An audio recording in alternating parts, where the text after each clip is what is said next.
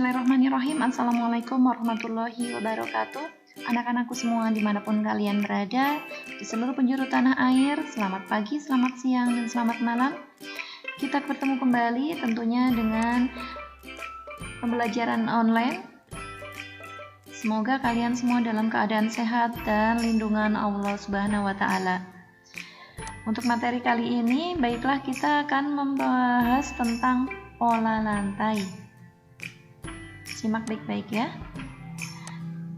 Diawali dengan pengertian pola lantai adalah garis yang dilalui penari saat memperagakan gerakan-gerakan tari.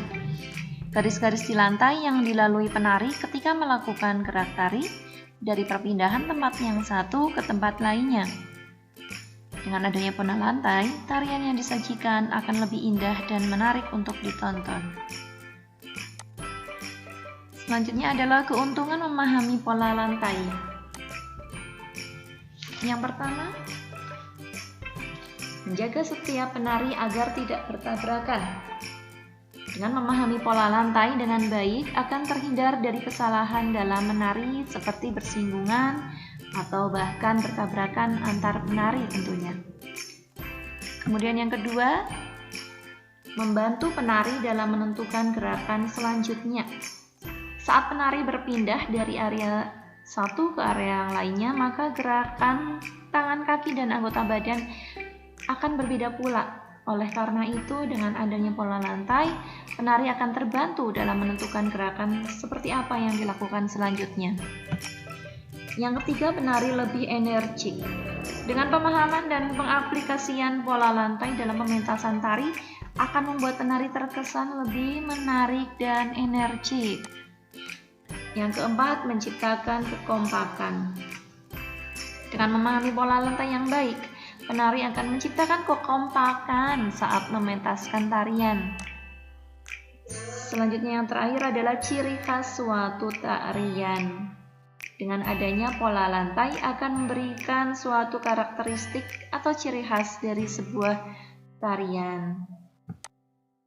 Baik, selanjutnya adalah macam pola lantai. Ada dua macam, yakni pola garis lurus dan melengkung. Pola garis lurus akan membentuk garis diagonal, vertikal, dan horizontal. Dan dalam pengembangannya, pola garis lurus itu membentuk segitiga, segi 4, segi 5, maupun zigzag. Sedangkan garis melengkung terdiri dari lengkung ke depan dan lengkung ke belakang. Lingkaran, pengembangannya bisa berupa lingkaran dan angka 8. Baik teman-teman, ini adalah salah satu formasi berbentuk garis diagonal. Ya. Garis lurus diagonal ya. Garis diagonal membentuk garis menyudut ke kiri atau ke kanan. Ke kiri atau ke kanan. Pola lantai ini akan memberikan kesan yang dinamis. Selanjutnya, formasi membentuk segi 5. Ini adalah pengembangan dari garis lurus. Kemudian formasi berbentuk vertikal,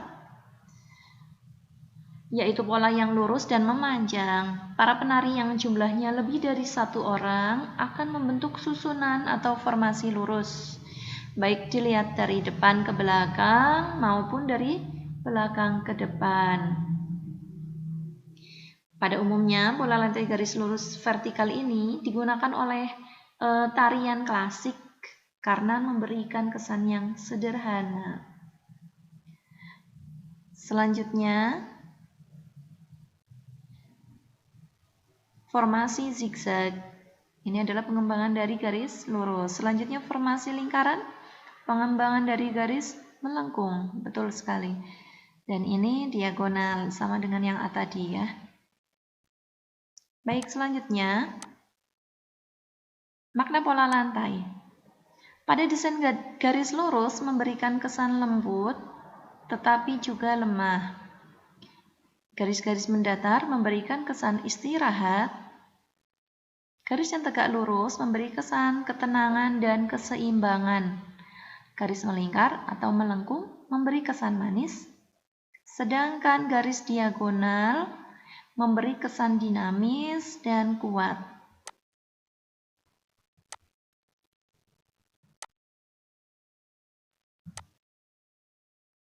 Ya, berikut adalah contoh pola lantai dalam tari merak. Ada pola lantai lurus, kemudian pola lantai lurus berlawanan arah, pola lantai melingkar, dan pola lantai lurus berhadapan. Jadi dalam tarian merak ada 4 macam pola lantai.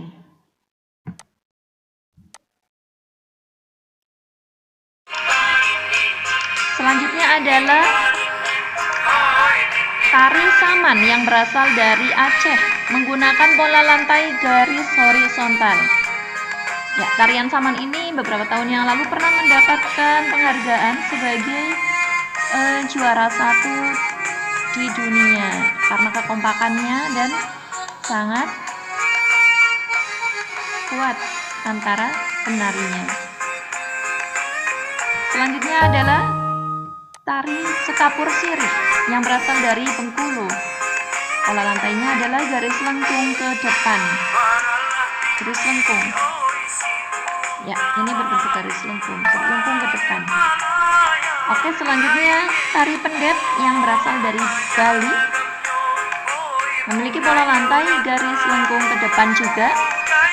Selanjutnya tari piring yang berasal dari Sumatera Barat memiliki pola lantai lurus atau segi 4. Ya, ini adalah salah satu contoh tari indah yang berasal dari Sumatera Barat. Tarian ini berasal dari Minangkabau atau Sumatera Barat, dipentaskan secara berkelompok sehingga membutuhkan panggung yang cukup luas. Pola yang digunakan dalam tarian indah yaitu pola garis horizontal, di mana penari akan membentuk garis lurus ke samping. Pola tari indah ini didasarkan pada nilai-nilai persatuan.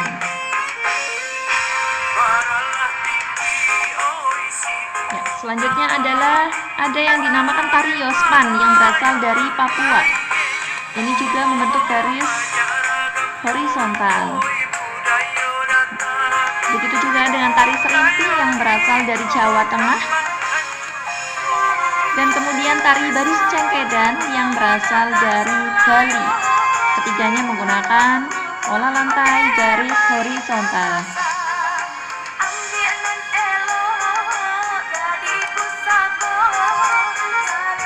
Baik, seperti itu yang bisa saya sampaikan. Mudah-mudahan semoga bermanfaat.